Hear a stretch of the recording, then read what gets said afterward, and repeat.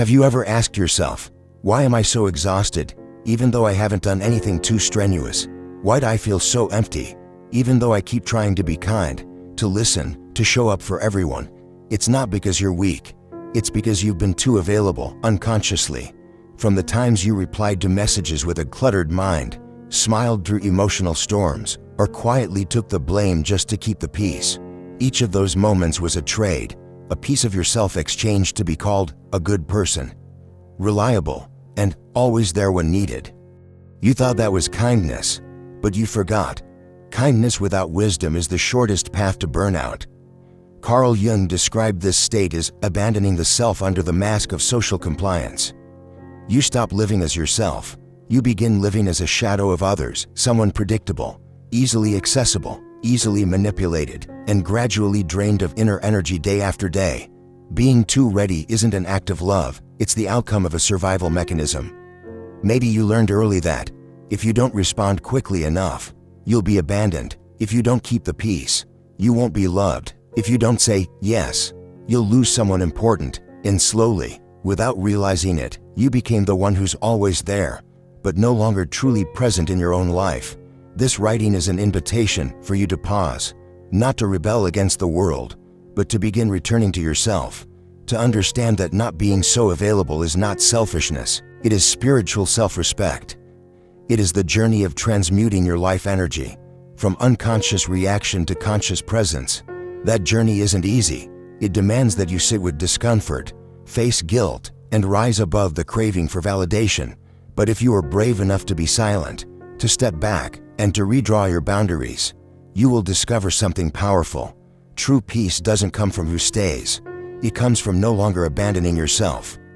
1. Over-availability. When the unconscious trades peace for presence, there's a kind of exhaustion that doesn't come from work or external pressure, but from always being available.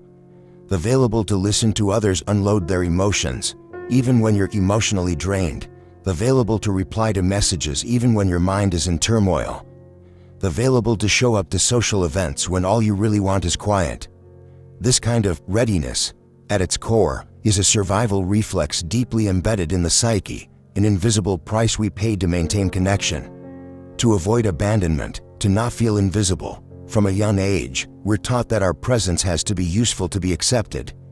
We're told to be good, be quick to respond, and to please others. Love, in many cases, isn't unconditional. It's tied to achievement, performance, and the ability to meet expectations.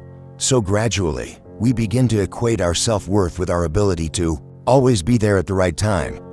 Carl Jung called this a form of persona, the social mask we wear to be loved, to be accepted, to feel safe. But the problem is, if worn too long, this mask causes us to forget who we truly are. We become someone who's always available, not because we want to be, but because we fear being forgotten, rejected, or labeled selfish for prioritizing ourselves. Over-availability isn't love, it's a silent trade-off. We sacrifice our own life energy to keep relationships from falling apart. And the irony? The more available we are, the more we get taken for granted. What's always there becomes invisible. What doesn't require effort to earn isn't treated with care. Ask yourself, how many times have you said, "It's okay," when you were clearly not? How many times have you replied instantly to messages just to avoid upsetting someone, even when you were exhausted? How many times have you shown up in someone else's life just to soothe them, while no one stopped to ask if you needed soothing too? In truth, you've been managing your emotional energy like an endless reservoir, cooling others' tempers, calming their insecurities, and helping them feel worthy. But who's doing that for you? The answer, though painful, is often this: no one. Because you've unconsciously advertised yourself as someone who doesn't need help. You're always okay, you're always present, you're always listening, so no one ever thinks of listening to you. And from that place, you enter a loop of fatigue. The more you give endlessly, the emptier you feel. The more spaces you show up in, the more disconnected you become from your own presence. Carl Jung once said, "Everything that irritates us about others can lead us to an understanding of ourselves." Maybe you're frustrated that someone doesn't appreciate your efforts, but deep down, it's your inner voice telling you, you've traded too much, and now you're waiting for something. Maybe appreciation, maybe just a thank you. Maybe simply a moment where you're the one being heard. You're not wrong for once being so available. It shows your warm heart, your generosity, and your deep belief that your presence brings goodness. But if you keep offering yourself unconsciously in this way, you will eventually lose the one thing that matters most, yourself. The solution isn't to become cold or detached. The solution is to become selective, to ask before you give. Will this drain me? Will anyone remain when I have nothing left to give? Is what I'm trying to preserve truly worth it? When you start to withdraw, when you're no longer predictable, no longer instantly reactive, the world around you will feel confused. They'll be startled to realize they become used to your presence without ever learning to value it. And that moment marks the beginning of profound change, when you no longer feel the need to be available to everyone. But finally, choose to be fully available to yourself. 2. Psychological energy leakage, the deep fatigue from unconscious reactivity. There's a kind of exhaustion that can't be measured by working hours, nor explained by major external stress. It's a quiet kind of depletion, rooted in constantly reacting without even realizing it. A careless comment, a distant glance, an unanswered message, things that seem trivial can linger, stirring restlessness, rumination, and even emotional bruising that lasts for hours afterward. And if you've ever experienced that, you might be leaking psychological energy unconsciously. Carl Jung once likened the human mind to an energy system. Every thought, emotion, and action consumes a part of your inner reserves. But unlike physical exhaustion, where you can feel the need to rest, psychological fatigue is harder to notice. It quietly depletes you through unnecessary conversations, habitual reactivity instead of intentional response, and most of all, by dragging you into battles you never needed to fight. Have you ever felt controlled by the world? Have you wondered why a small criticism can keep you up at night? Why a single unanswered message can throw your entire day off balance? It's not because you're weak, it's because you're investing your energy into things that do not deserve it. Every time you try to prove your worth, explain yourself to someone who isn't truly listening, or carry someone else's insecurity on your back, you're leaking your own essence. Jung once said, "What you resist, persists," and every emotional reaction that goes unobserved, unprocessed, continues to devour you like a storm. The truth is that no one can drain your energy unless you unconsciously hand it over through your reactivity, your explanations, or your compulsive urge to please. Ironically, the ones who know you well enough to trigger you are often those who consume your energy the fastest. They know you'll respond. They know you'll feel uneasy if the relationship feels off. They know that even their silence can destabilize you. And so, you become a source of emotional supply, not through violence, but through the emotional dependency that's been nurtured over time. This leakage often starts small, an argument where you feel compelled to prove you're right, a false accusation you know is untrue, yet you still feel the need to defend, a vague, undefined relationship you keep holding onto just because you fear letting go. All of these are holes through which your psychological energy escapes day after day. And when you let these unconscious reactions control you, you lose your internal center. You live like a leaf, drifting along the current of circumstance. Someone gets angry and you feel guilty. Someone pulls away and you feel responsible. Someone disagrees and you question your worth. But the truth is, many of your reactions aren't rooted in the present. They stem from unhealed memories. The inner child in you is still crying out for validation, and the adult you is constantly reacting, trying to soothe that child. So, withdrawal isn't avoidance, it's an act of intentional protection. It's the moment you begin patching the leaks, choosing what truly deserves your attention. It's learning to be silent, not out of fear, but because you no longer need to spend your energy explaining yourself to the world. Start asking yourself before you speak or act, is this truly necessary? Could silence be more powerful right now? Am I reacting to reality or to unhealed pain from the past? And then, something miraculous happens. When you begin to guard your energy, the things that never really belong to you will quietly fall away. And what remains are the ones worthy of your presence and of your awakened attention. 3. Breaking the cycle of manipulation. When you stop reacting, others are forced to face themselves. Here's an uncomfortable truth. Many relationships aren't built on understanding or mutual respect, but on unconscious manipulation. One person reacts exactly the way the other expects. The other knows just the right words to say to pull response from you. It's like a scripted dance. One leads through control and the other follows unconsciously. And this loop continues until you stop reacting. Carl Jung once said, "Everything that irritates us about others can lead us to an understanding of ourselves." But there's another side to this wisdom. When you stop reacting, the other person is forced to confront what they've never been ready to face, themselves. Manipulation, whether subtle or overt, requires one condition to survive: a response. A criticism loses its power if it's not acknowledged. A provocation becomes meaningless if it doesn't wound you. A control game collapses if no one plays along. This is why conscious withdrawal carries immense power. Have you noticed, when you begin to stay silent, when you stop explaining, stop chasing, stop biting the bait, some people suddenly lose control. They accuse you of being cold, distant, detached. They try to awaken your guilt, just to pull you back into your old role. The pleaser, the emotional caretaker, the one responsible for their feelings. But if you stay conscious enough not to react, you'll begin to see something deeper. They're not angry because you did something wrong. They're angry because they can no longer control you. Jung called this the collapse of projection, when you stop behaving in alignment with the role someone has projected onto you.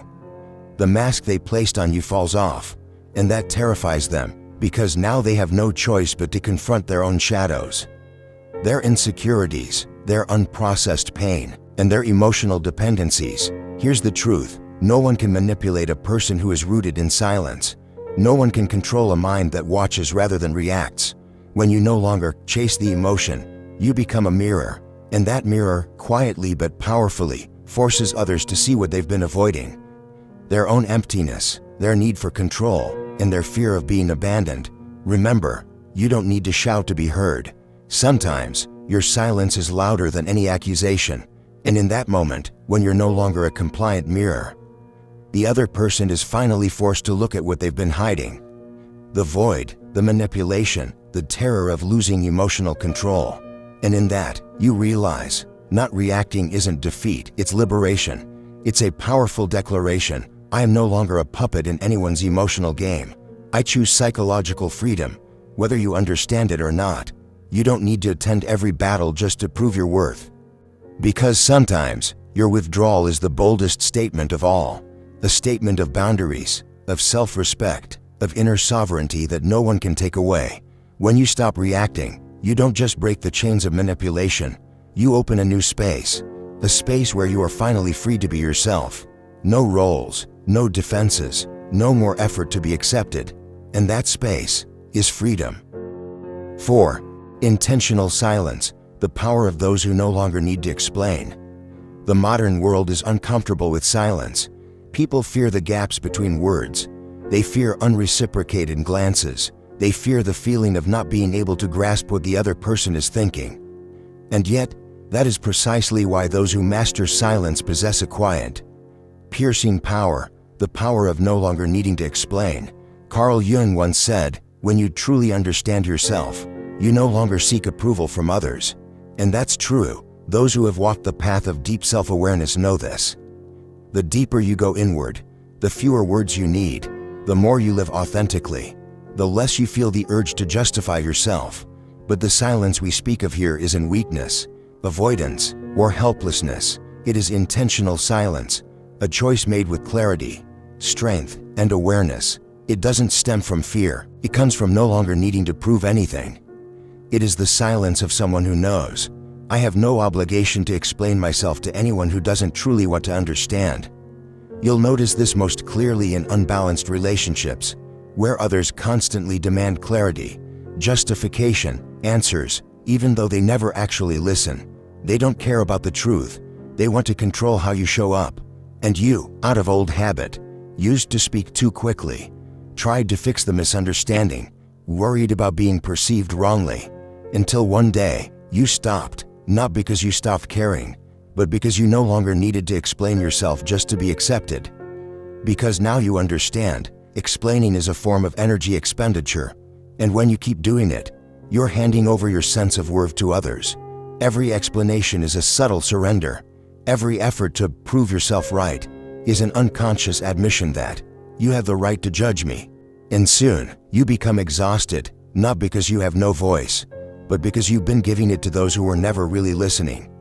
When you withdraw, when your silence isn't resentful, angry, or defensive, but simply a calm, conscious choice not to engage, you are sending a very clear message. I am the center of myself. You no longer get dragged into emotional scripts written by others. You are no longer playing the role of the peacekeeper, the normalizer, the one responsible for everyone else's emotional stability. You reclaim your energy, and in that moment, you become untouchable. People may call you hard to read. They might label you cold. They'll be confused by your lack of reaction. But what unsettles them is not your silence. It's that they can no longer decode you. They can't define you. They don't know which buttons to push. They've lost the tools to manipulate you emotionally. And for those used to control, this is terrifying. Intentional silence is a wordless declaration. I am not here to convince you to understand me. I am here to live in truth with myself. It is a way of honoring yourself. Without performing for others, it is the choice to save your energy for real conversations, not performative arguments.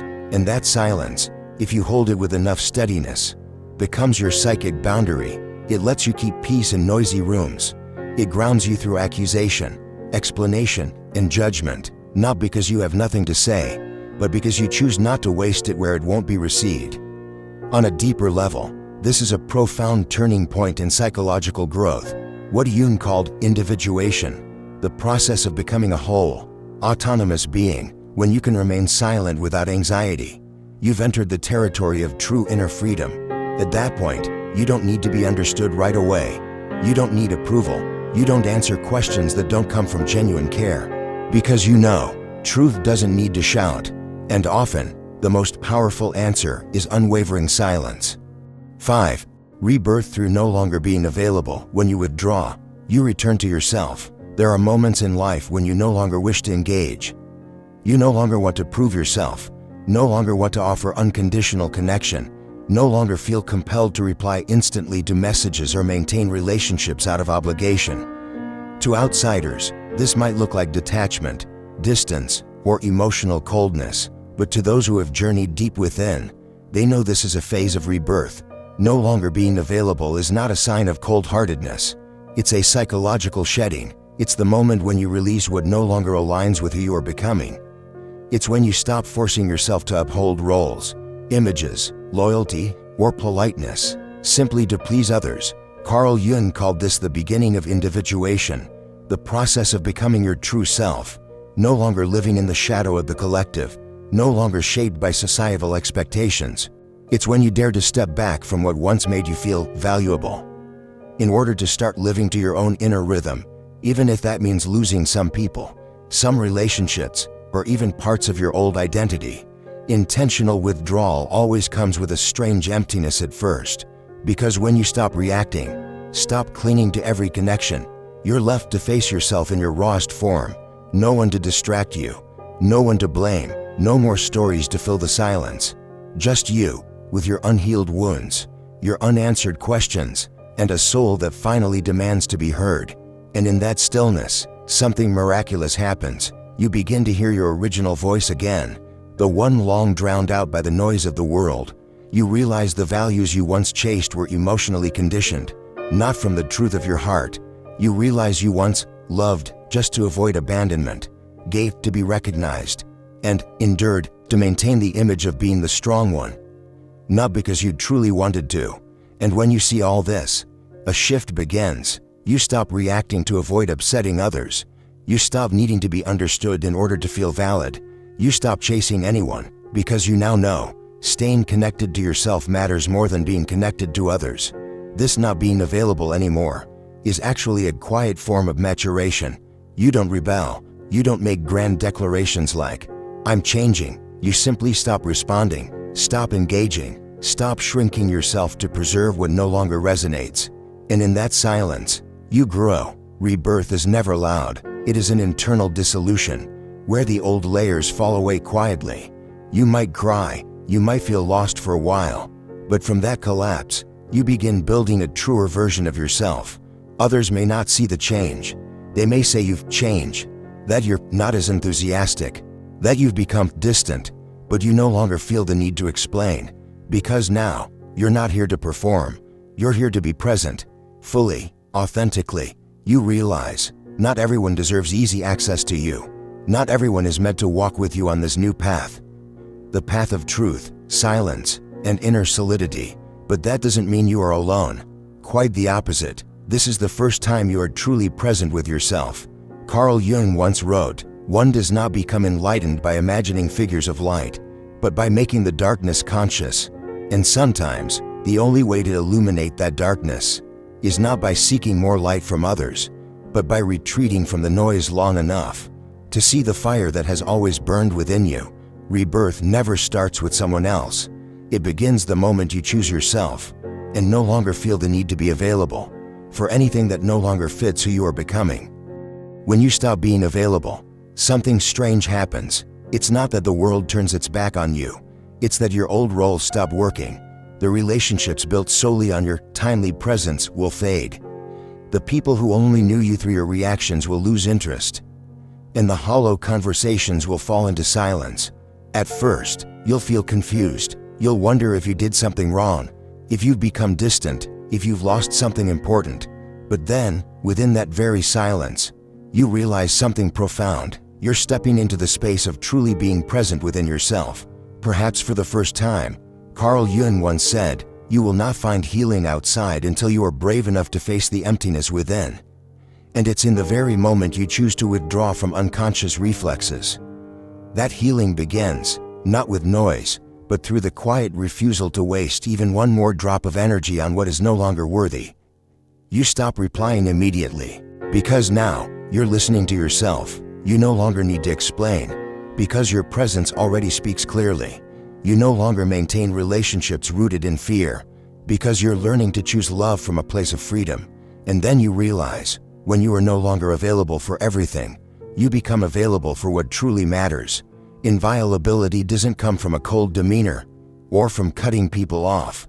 It arises from a mindset that has stopped being a slave to reaction, a self that has learned to guard its life force as something sacred.